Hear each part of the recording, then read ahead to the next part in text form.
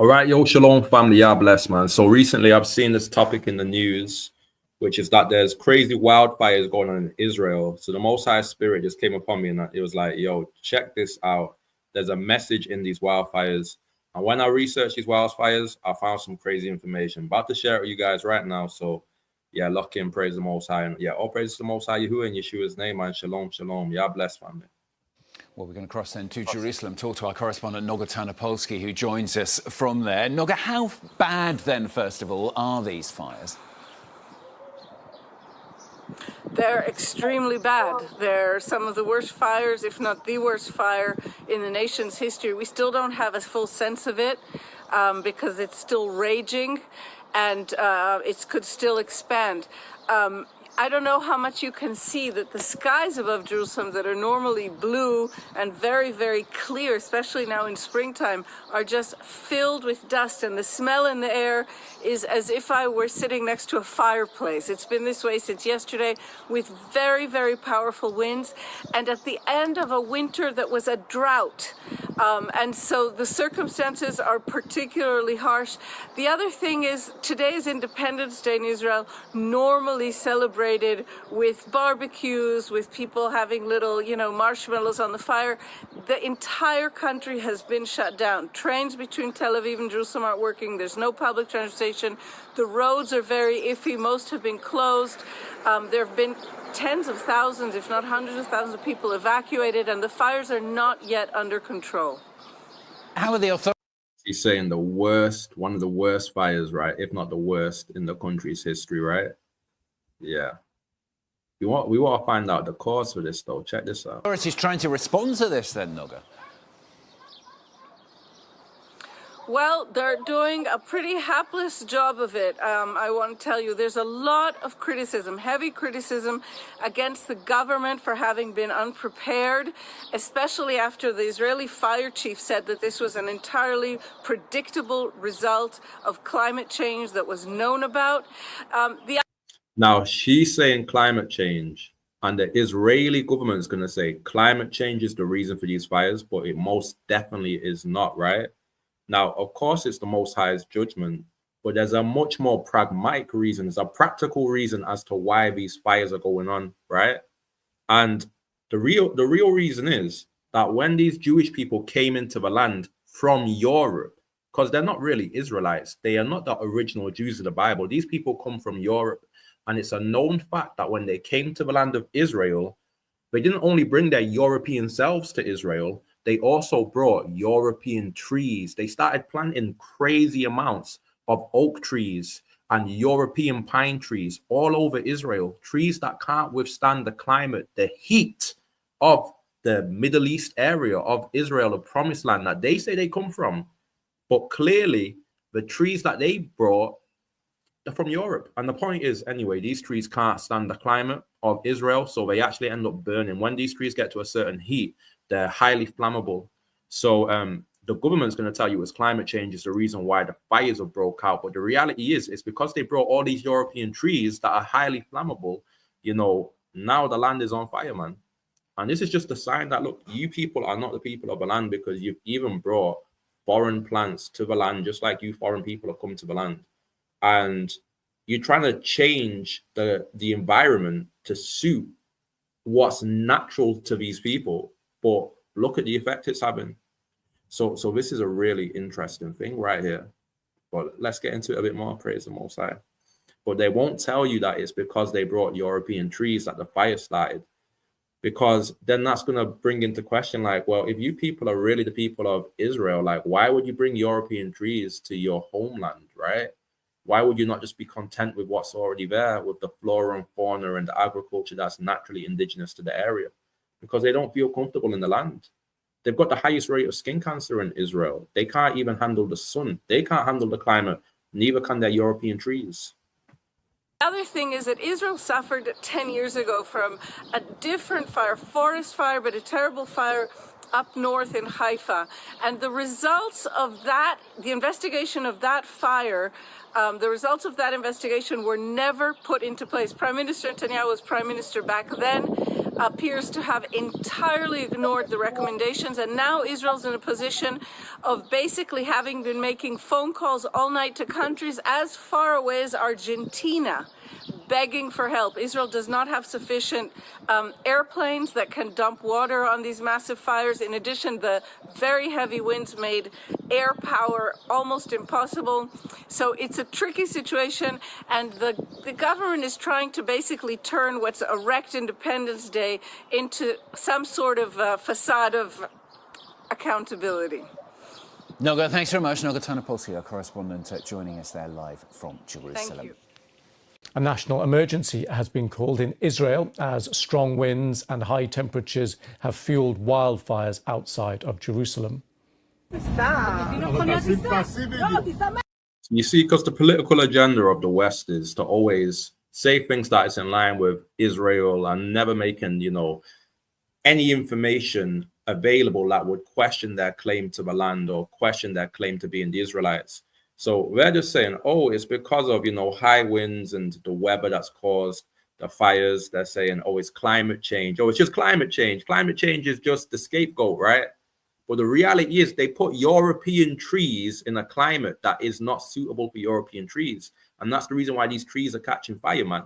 But if they say that, then obviously that puts, their claim as being the Israelites on shaky ground, all right? Because why, if this is your natural land, the land that you're comfortable with, why would you bring something from a foreign land, to this land that was never in the land before? And now they got a bunch of European trees all over Israel, planting forests full of the things. And now look at it, אני נוסע, תעשי וידאו. יש וידאו, תעוף. תראי מה זה, על הכביש. אם אתה לא טס מהר, אני הורגת אותך. אנחנו בתוך האש.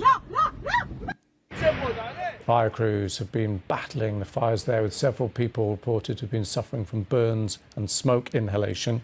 That's according to Israel's medical emergency services there. Well, let's speak to our Middle East correspondent, Yolande Nell. Yolande, talk us through the situation there. So from what we understand, there are still about 6 areas in the hills outside of Jerusalem where you've got firefighters battling these flames. They're being helped by the Israeli army as well. There are several towns in that area that have been evacuated. About 3,000 acres of land have been burnt. Now, when the Israeli Prime Minister Benjamin Netanyahu was talking about this, he said there had been a deadly combination of dryness and strong winds. You can see the wind is starting to pick up again now. In some cases, arson is suspected, also poor land management. And inevitably, the Israeli media is really picking over this today, talking about the state's level of preparedness for such wildfires, because this is... the Most High said when the true Israelites return to the land of Israel, it's going to be world peace. The Israelites are going to be dwelling in safety when they come out of exile and come to the land. So if these people were the true Israelites, we shouldn't be seeing any kind of calamities happening in the land of Israel. It should be a super blessed place.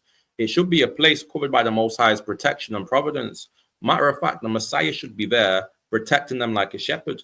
So the fact that we can see all of these things going on in the land right now, we've got war, we've got, missiles flying in their skyline. Now you've got forest fires burning up the land. It's just a sign that, okay, well, I guess these people can't be the Israelites, because why would God bring the Israelites out of exile to start setting forest fires in the land? You know what I'm saying?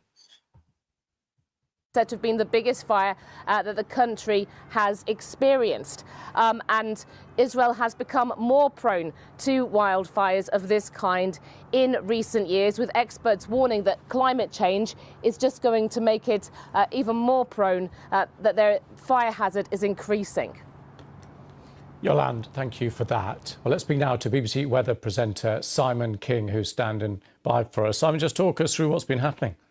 Yeah, so Lewis, of course, the wildfire itself may have been started by arson or other methods there, as Yolande said, about the poor land management. But, of course, when a fire starts, you look to the weather conditions, to how severe or how far they may spread. Now, in Israel and Jerusalem, we've been seeing some strong winds recently. Gusts today are up to about 50, 60 kilometres an hour. And they, of course, just fan these flames. And they're coming in from a westerly direction, which means at the moment, they are on the border of Israel and Jerusalem, and there is concern that with that westerly wind, it will push the flames a little bit further eastward into Jerusalem itself. Now, temperatures across Israel and Jerusalem haven't actually been that high.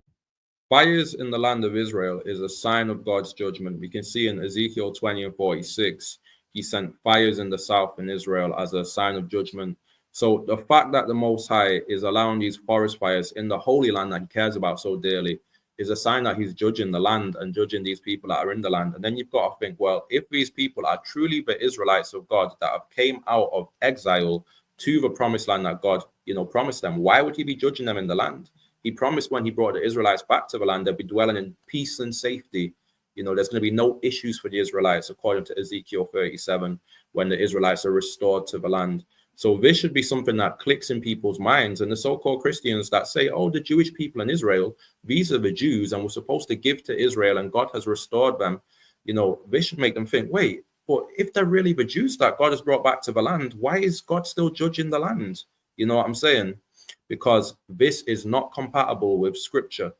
If the Scripture is accurate, if the prophecies are true, then it disqualifies these people from being the Israelites. Because God will not be putting fire in the land of Israel. He'll not be putting judgment on the land of Israel when he brings his children, his lost sheep, back to the land. Why would God gather lost sheep back to the land of Israel only to start setting fires on his lost sheep in Israel? It doesn't make any sense. It completely contradicts the biblical narrative.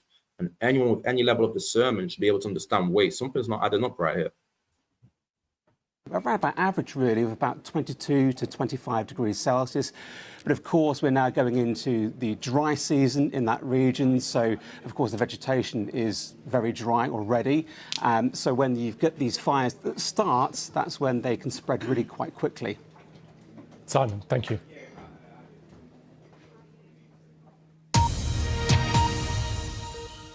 This is a story about how Israel uses trees to ethnically cleanse Palestine. It's a story that involves European pine trees, international celebrities, and if you've ever donated to this little blue box, it involves you too. The story begins in 1948, when Zionist militias forced over 75% of the Palestinian population out of their homes and off their land, emptying and destroying over 500 Palestinian villages. Palestinians called this event the Nakba, which is Arabic for catastrophe. Israelis mark this event as their Independence Day. You see the irony of it? Their Independence Day, right? When they came to the land, right? Which they call it Independence Day, the time that the Israelis came from Europe, their original homeland, and they came to colonize Israel and kick the Palestinians out. They started to plant pine trees in the areas where the Palestinians were living. They took European pine trees and planted them in the Middle East to stop the Palestinians from going back to their homes, because now they've got a big pine tree growing where their house used to be. You can't live there anymore. And they called back their Independence Day. And guess what we're at right now? Right now is that time. This is that memorial time of so-called Independence Day, when the Israelis came to the land and started planting pine trees. And do you think it's a coincidence that at this very time is when the fires have started on the so-called Independence Day, that these pine trees that they started planting, are all setting fire right now? Like, you need to be able to discern what's actually going on right here, praise the Most High.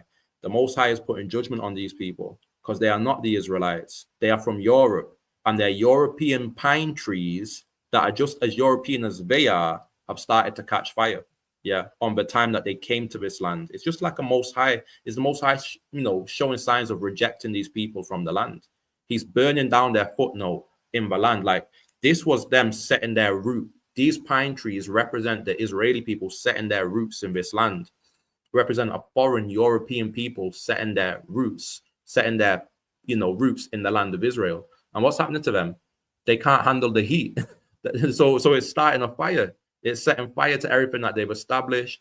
And even when you look at the levels of skin cancer in Israel, you know, it's very high because their European, you know, bodies, they can't handle the heat. They can't handle the climate. So, yeah, man, these are things that we need to be picking up on, family, because, you know, this only strengthens our claim as melanated people, black people that can most definitely handle the climate of Israel, being the true indigenous people to the land, the true Israelites that were exiled and are waiting for our return to the land of Israel. Praise the Most High.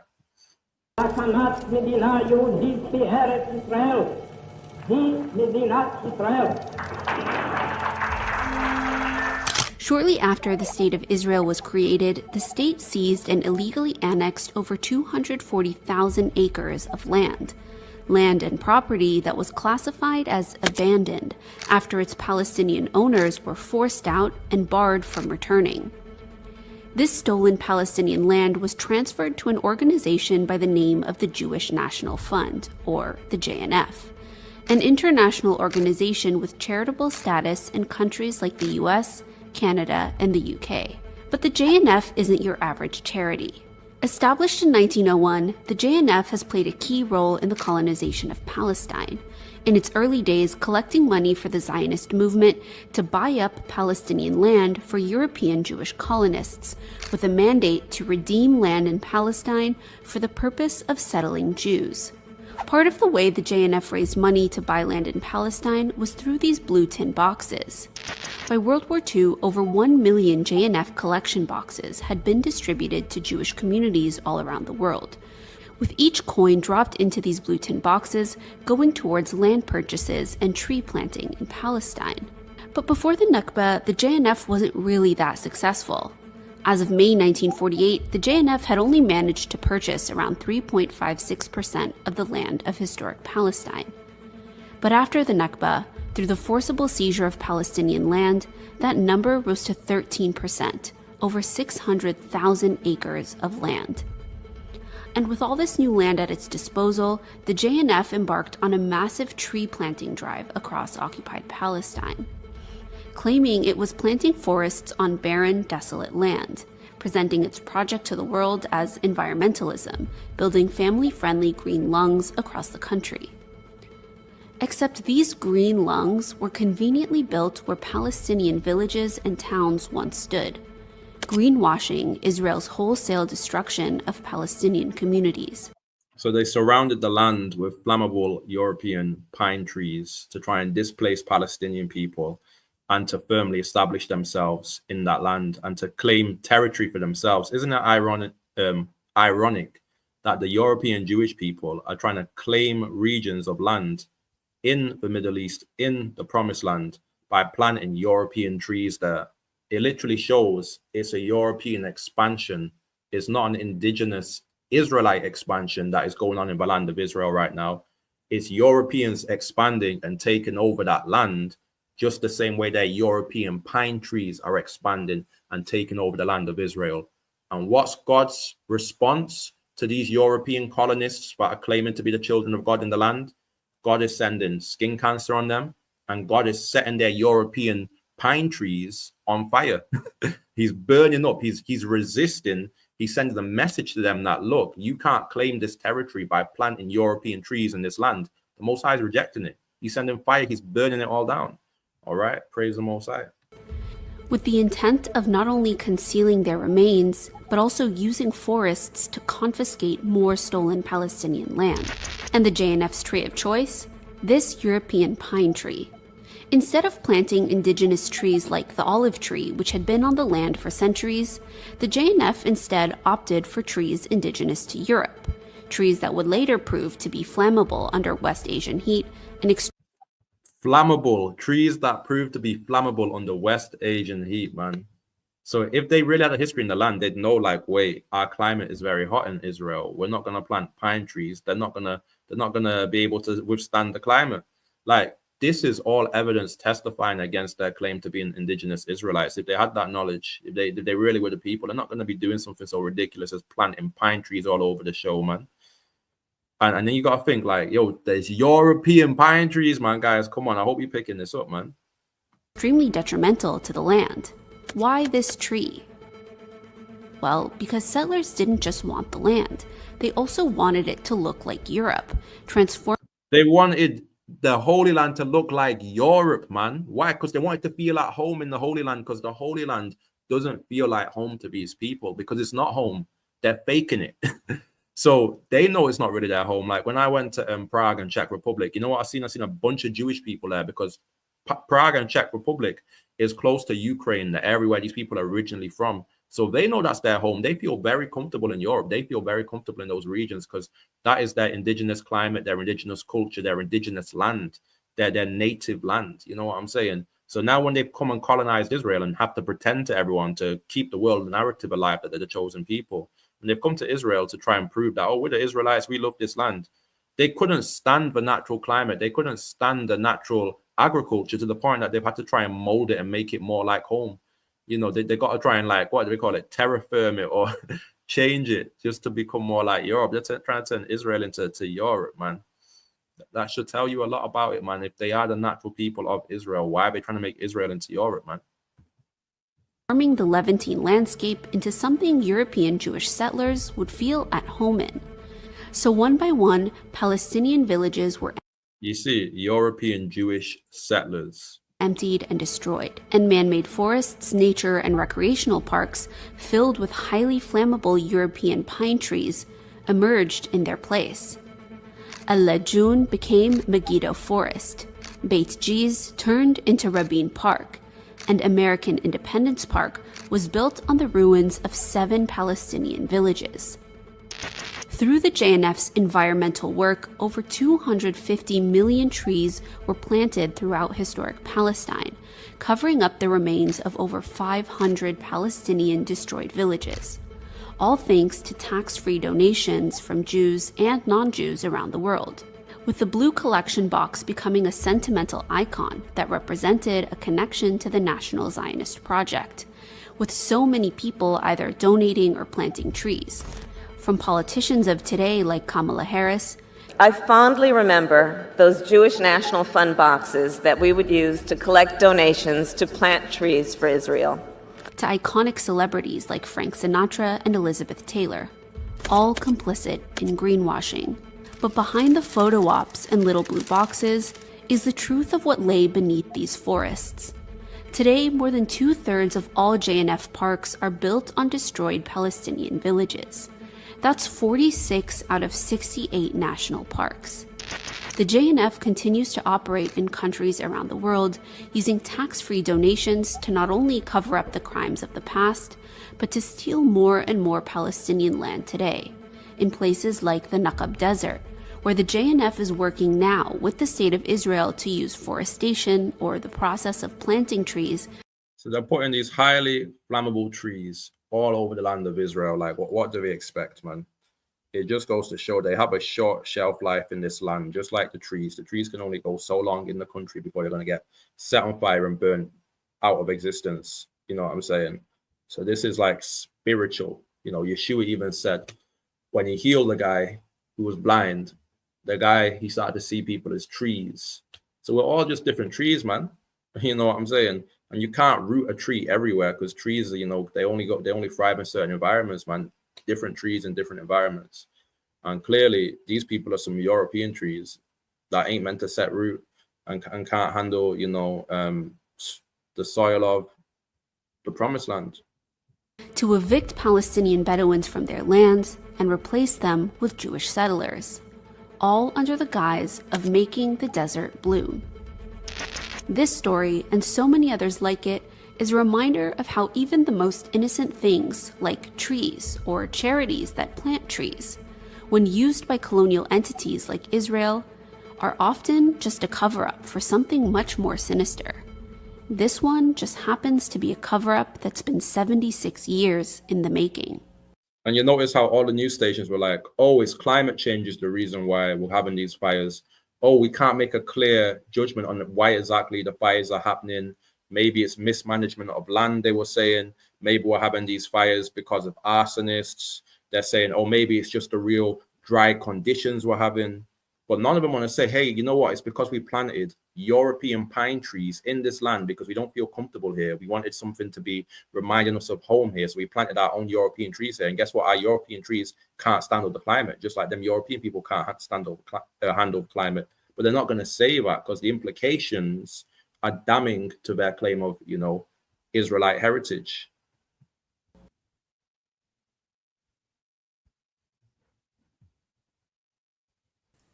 After the Romans burned the Second Temple and destroyed Jerusalem in 70 AD, thousands of the surviving Jewish inhabitants fled Judea and settled in other areas throughout the Mediterranean and elsewhere. Over the passage of time, a significant number of Jews established themselves in Germany, primarily in the area known as the Rhineland. During the medieval period, the Jews living in Germany identified themselves as Ashkenazim. The German Jews adopted the title of Ashkenaz for a couple of reasons. One, to distinguish themselves from other Jewish communities, such as the Sephardic Jews of Spain, and to signify the geographical location in which they built a civilization. For the name Ashkenaz is found in the Bible, where in Genesis chapter 10 verse 3, Ashkenaz is listed as the grandson of Japheth, one of the 3 sons of Noah. Now tradition. So these Jewish people, right, specifically the ones that, living in Israel that have came from Europe, call themselves Ashkenazi Jews, as many of us are aware. And Ashkenazi is literally a son of Japheth, not of the promised line of Shem, but of, the line that wasn't chosen, Japheth. And these Jewish people say, oh, we don't say that we descend from Japheth. That's not why we say we're Ashkenazi. They say it's because we lived in the land of Ashkenaz. We lived in Germany. So they said, oh, we're Ashkenazi Jews because we live in Germany. But the reality is, these people are actual Ashkenazis. These people are actually Japhetic because they come from Europe. They come from the actual regions of Japheth. That's where they're indigenously from. Yeah, they don't come from the land of Shem. They don't come from the land of Canaan. Like anyone with any biblical comprehension, even just some geographical knowledge of people, and you're going to be able to understand that, okay, the narrative that these people are Shemites, that they come from this Shemitic region, it don't check out because look at them. They're European. They're white. They can't handle the climate of the Middle East. That place is right next to Saudi Arabia, man. This is a very hot climate, man. When we even go in the biblical narrative, the land is called the land of Canaan. Canaan was a son of Ham. Even these biblical so-called scholars will tell you Ham was a black man. So Canaan was a black man as well. The land of Canaan was populated by black Canaanites, man. Historically, biblically, it was always a black region. Even the climate attests to that. Look, you have to have some melanin to live in this area of, Israel, Iraq, ancient Babylon, Iran. These are very hot countries. The people that live there today that have mixed with white people, they're still brown to show that they used to be black. So how are these white people that don't have no brown skin? Yeah, you can see clearly we didn't come from black people. They were just always were white. You know what I'm saying? How are they the indigenous people of the land? No, they're actually, like the name tells you, they're Ashkenaz, they're Japhetic people, they're Europeans, suited for the climate of Europe. Yeah. Traditionally speaking, it is believed that the descendants of Japheth went on to settle within the territories of Europe after God came down and confused the languages of Babel. And this European location, namely the Rhineland, was discerned by the Jews as a land of Ashkenaz. Additionally, though the Jews claimed descent from Shem, Noah's second son, these Semitic peoples took upon themselves a non-Semitic title in order to cement their identity as European Jewry. Even though what has been presented thus far regarding the origins of the Ashkenazi Jews, that's just their claim, innit? They just say that, oh, they took on the title Ashkenazi Jews, but it doesn't really mean that Ashkenaz, that they come from that, son of Noah. They're just saying, oh, that just because we lived in that region, just to distinguish ourselves as the Jews that live over there. It's all false. It's smoke and mirrors, man. Jews may stem from a more mainstream account. There has also come down to us a quite popular theory which associates the Ashkenazi Jews with a Turkic tribe which originated from Central Asia, who in turn converted to Judaism in the 8th century of the Common Era. And these Turkish converts to Judaism are identified as the Khazars. The Khazars were a semi-nomadic people who eventually developed into an empire, beginning in the 6th century until they were defeated by the Kievan Rus in the 10th century and soon afterwards seemed to mysteriously disappear from history.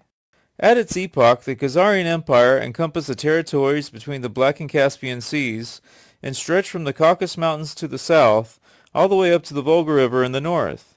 Before their conversion to Judaism, around the year 740 AD, the Khazars practiced a form of shamanism, much like the other Turkic tribes of Central Asia.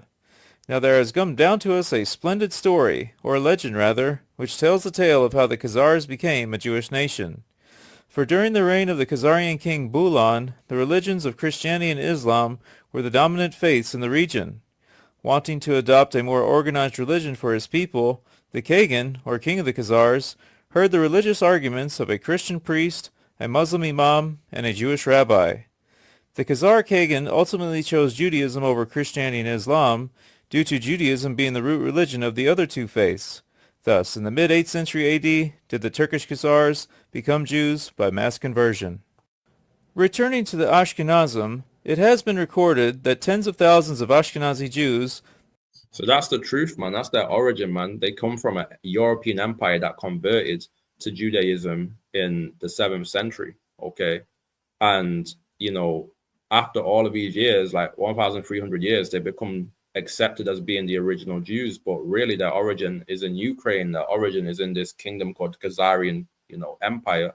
And what they'll do now is they'll say, oh, we debunked that. We are not Khazarians. That is a fallacy. That's a lie. But obviously, like, if they were lying, if that was true, if they really are not Jews, they come from Europe, if they really, came from this Khazarian empire, do you think when the truth came out, they're going to accept it? They're going to be like, oh, yeah, guys, you got us. Yeah, we are Khazarians. Of course, they're going to discredit the argument, because it's within their best interest to make counterclaims so that they can keep the land of Israel, keep the public perception of being the chosen people of God and all the benefits that come with that. So when people start saying stuff like, oh, it's debunked, like, well, obviously they're going to say it's debunked because they don't want to be held accountable to their lies. When you catch someone that's been caught in a lie, they've got more to lose a lot of the time if they, tell the truth. So they're just going to keep on lying.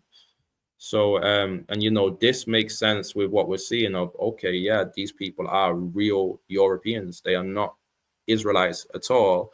This makes sense why they bring so much, European trees to the land. The reason why, they can't handle the land, Let me just get back to it. Migrated out of the Rhineland in the beginning of the 15th century and then settled in parts of Eastern Europe, such as Poland and Lithuania, for example. But even before this Ashkenazi migration into Eastern Europe, there had been Jewish settlements in Ukraine going all the way back to the 7th century. It has also been argued that the Jewish presence in Eastern Europe and the various areas of Western Russia did not come from Ashkenazi Jews migrating from Germany, but rather this Jewish element derived its genesis from the Turkish Khazars, whose empire was once directly located in between the geographical setting of Eastern Europe and Russia, where Jewish communities had later been established. So, instead of Ashkenazi Jews migrating out of Germany, making up the Jewish populations of Eastern Europe and Russia, the Jews in these territories could have actually been the remnants of the Khazars. This hypothesis could also explain why the Khazars disappeared from the historical record after they were conquered by the Rus in the 10th century. That's very peculiar. How can a whole kingdom of people just disappear from history? Yeah, you don't find out what happened to them, what became of them. But all of a sudden, around the time they disappeared, these Jewish people come to prominence. We find a narrative of, oh, now we've got all these Jewish people in this region. Well, where did they come from? So the Khazars disappear and these people emerge, put two and two together. Oh, wait, these are the reinvented Khazars. The Khazars are trying to reinvent themselves as the Israelites now that they're converted, man. But this is history that has been suppressed. This is what they do, man. If this theory is correct, then the majority of the European and Russian Jews are not Ashkenazim, but rather Khazarian. Now it is of no surprise that the bulk of modern-day Ashkenazi Jews disagree with this Jewish Khazarian claim, which in turn has sparked debate among Jewish intellectuals who do indeed provide strong arguments in the support of their genuine Jewish origins and at the same time debunk the belief which teaches Ashkenazi Jews are in fact racially Turkish and therefore a non-Semitic people. One such argument against the Jewish Khazar link states that because there are no linguistic similarities between the Jewish dialect of Yiddish in comparison to the various Turkish languages, then there can be no Turkic origins in relation to the German or European Jews. Another argument in support of the Jewishness of the Ashkenazim has to do with cultural elements, for the cuisine, music, and literature of the Ashkenazi Jews are completely bereft of any Turkish elements. Additionally, the Jewish theory of how they settled in Germany. So they say that they don't have any similarities to the Turkish culture, right? Which we know is completely false, right? Because even the way they dress bears witness to them having Turkic origin. Like, you're not wearing those weird Hasidic Jewish hats in the Middle East. These hats are made out of fur. They're suited for a cold climate like Ukraine. A lot of their dress, their cultural dress, bears witness that they're not from the climate of Israel. Look at people that live in Israel, that live in that region. They don't wear all of these suits and all of these heavy layers because they're living in the Middle East environment. Like, traditionally, you're not going to need all of this fur hats and stuff like that. Maybe in the wintertime when it gets a bit colder, you know what I'm saying? But or even in the way that they dance, if you look at a traditional Jewish dance and then you look at some traditional like Russian or Turkic dances, you can see they've got the same cultural dances of these people. So they're making baseless claims when they say stuff like, oh, we share no cultural similarity with these Europeans. So we're not Europeans, man. Our culture doesn't bear witness to being, bro, look at Jewish people. Their culture is clearly very European, man. You know what I'm saying? But of course, they're going to deny that because they don't want to be called European. They want to be called, oh, we are the people of the Middle East. We are an Asiatic people, which they most definitely are not. Relates that the Jews originally migrated from the Middle East via Italy into Germany and not through Khazaria. In conclusion, the theory of the Ashkenazi Jews descending from the Turkish Khazars is indeed very controversial and also extremely insulting towards the Jewish people as a whole. It has not been my attempt to usurp the racial and religious integrity of the Ashkenazi Jews, but rather... Yeah, he's just trying to pander to them, obviously, because he's scared and stuff like that. But, you know, let's just get some scriptures just to close out and, you know, just to prove what's what, right? So, yeah, let's get this. So, yeah, Luke 21. Let me just make these fonts a little bit bigger so we can see that nice. So, yeah, here's some scriptures just to prove definitively that these people are not the Israelites according to the Bible. So, Luke 21:21 says, then let them which are in Judea flee to the mountains, and let them which are in the midst of it depart out, and let not them that are in the countries enter thereinto. So, you know, Yeshua is telling the Israelites, this is like what's going to happen to them, right? And he's telling them that they're going to be basically kicked out of the land. Like, let's get into it. Verse 22 says, for these be the days of vengeance, that all things which are written may be fulfilled. But woe unto them that are with child, and to them that give suck in those days. For there shall be great distress in the land, and wrath upon this people. So God promises he's going to put wrath on the Israelites for them breaking his commandments, killing Christ, etc. Verse 24 says, and they shall fall by the edge of a sword, and shall be led away captive into all nations. And Jerusalem shall be trodden down of the Gentiles until the time of the Gentiles be fulfilled. So Christ literally said, look, the Israelites are going to be led away as slaves into everyone's country. Which people do we know went into slavery in everyone's country? Obviously, black people, not anyone else, right? And it said that the Holy Land would be possessed, would be trodden down by Gentiles, non-Israelites, until the time of the Gentiles be fulfilled. And we look at the history of Israel and we see that the Romans had Israel, right? The Palestinians had Israel, and they're Gentiles, they're not Israelites. You know what I'm saying? We can see that the Greeks had Israel. You know, we'll say that Arabs had Israel when they conquered with Muhammad, right? And most recently, now these Jewish people have come from Europe, and they've taken over Israel.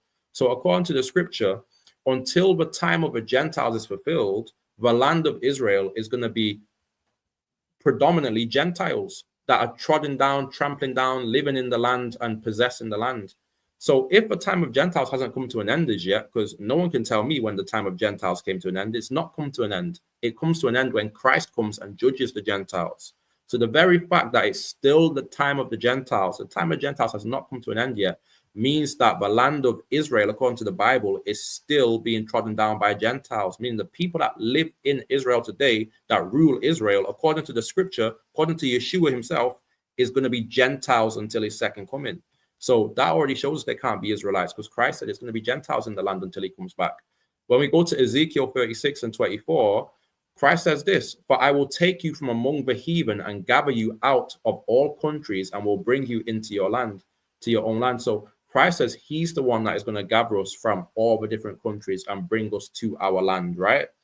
And when he brings us to the land, let's see if, 1948 and these Jewish people being quote unquote brought to the land, right? Being returned to the land, as they say.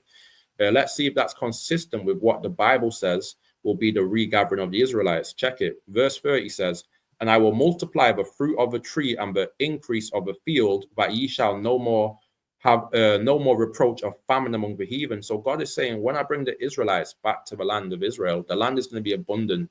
In the same passage, it says the land's going to be like fruitful, like the Garden of Eden. When you look at Israel today, it's a very dry, barren land. Why do you think they've got to plant so many trees there? You know what I'm saying? And it even said, in the first news article and video that we watched, they said they just had came out of a drought. They were suffering from drought in Israel. The scripture says when God brings the Israelites back to the land, there's going to be no famine. There won't be any drought in the land. That is actually a reproach. When there's a drought in the promised land, when the holy land of God is going through hard times, that is a sign of shame that God is humiliating the land for the sins of the real Israelites. Okay, so when the Most High promised to bring the Israelites back, there should be no more unfortunate circumstances in the land. There should be no more famine there. The land should be very blessed. Ever since these people have come to the land's not been blessed. Okay, so how are they the Israelites? Ezekiel 37 says this: moreover, I will make a covenant of peace with them. It shall be an everlasting covenant with them, and I will place them and multiply them and set my sanctuary in the midst of them. My tabernacle also shall be with them. Yea, I will be their God, and they shall be my people. So God is saying, when he brings the Israelites back, he's going to give them peace. He's going to give a peace covenant, a peace agreement, so that the Israelites, when they're brought to the land, it's going to be nothing but peace and good times. Bro, these people are going through missiles flying around at the nighttime. They've got fires, wildfires. They've got wars and rumors of wars. They've not got peace. Ever since they've come to the land, it has not been peace for them. Okay, it's a whole worldwide, issue. We all know that there's no peace in the Middle East, man.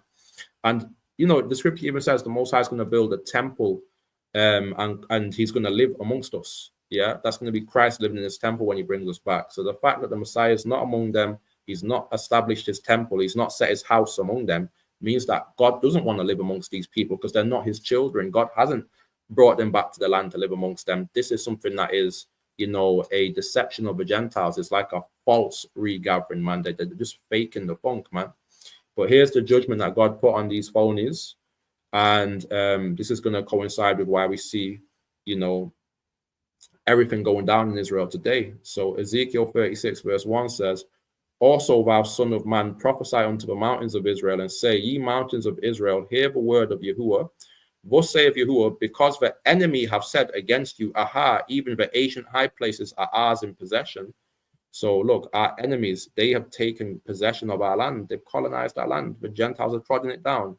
Therefore prophesy and say, thus saith Yahuwah Elohim, because they have made you desolate and swallowed you up on every side, that ye might be a possession unto the residue of the heathen, and ye are taken up in the lips of talkers, and are infamy of the people. So even the scriptures bearing witness that the Gentiles have taken possession of the promised land. This will be the condition in the world before Christ gets there. So right now, who's possessing the land of Israel? Is it the chosen people or is it heathen? It's actually heathen, family. Check it. It says, therefore, ye mountain of Israel, hear the word of Yahuwah Elohim. Thus saith Yahuwah Elohim, to the mountains and to the hills, to the rivers and to the valleys, to the desolate wastes and to the cities that are forsaken, which became a prey and derision to the residue of the heathen that are round about.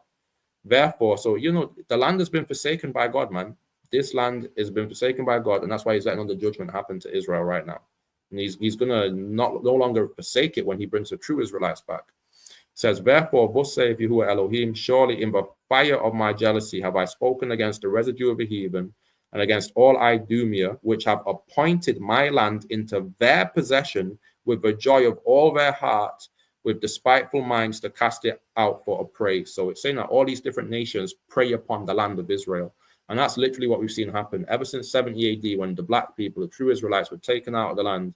We've seen Romans take over the land, then the Arabs took over the land, then the Romans took it over again. And it's just been a melee of bare different nations taking over our land, claiming it as their heritage. Okay, but the Most High is saying, look, he's against these heathens that have taken and colonized his promised land of our people, right? Verse 6 says, prophesy therefore concerning the land of Israel, and say unto the mountains, and to the hills, and to the rivers, and to the valleys. Thus saith Yahuwah Elohim, behold, I have spoken in my jealousy and in my fury, because ye have borne the shame of the heathen. So now God's saying that what he's going to do, he's saying, therefore, thus saith Yahuwah Elohim, I have lifted up mine hand. Surely the heathen that are round about you, they shall bear their shame. So God is saying, look, all of the heathen that surround the land of Israel, everyone that is taken possession of our promised land, the Most High is going to humiliate them. He's going to put them to shame. And that's what's going on right now. You're meant to be the chosen people of God, but you got nothing but war. You're meant to be the chosen people of God, but God setting fire to the land. You know what I'm saying? So Joel chapter 3 verse 1 says, for behold, in those days and in that time, when I bring again the captivity of Judah and Jerusalem, I will also gather all nations and will bring them down into the valley of Jehoshaphat, and will plead with them there for my people and for my heritage Israel, whom they have scattered among the nations and parted my land. So God was always saying, look, he's going to save the real Israelites from captivity. Joel chapter 3, that's black people in a suffering condition, being oppressed throughout the whole world. He's going to save us. And he said he's going to also gather all the Gentiles, right, which have taken the land of Israel. Yeah, he says he's going to judge them for what they've done to the Israelites. Yeah, and for the land. It says that they've parted our land and they've scattered our people amongst the nations. And that's literally what's happened. Europeans, a lot of Jewish people, they owned slave ships and they scattered black people through transatlantic slave trade, through the slavery that they financed, okay? And then they took control of our land. But God is saying, look, I'm going to judge these people that have displaced his people and taken the land. So we're literally seeing prophecy play out right now. And yeah, willing, that has been edifying. I think I'm just going to wrap it up right there. And, you know, praise the Most High, man. You know, lies can only last so long, then the truth's got to come out. So we say, Yah bless and shalom, family.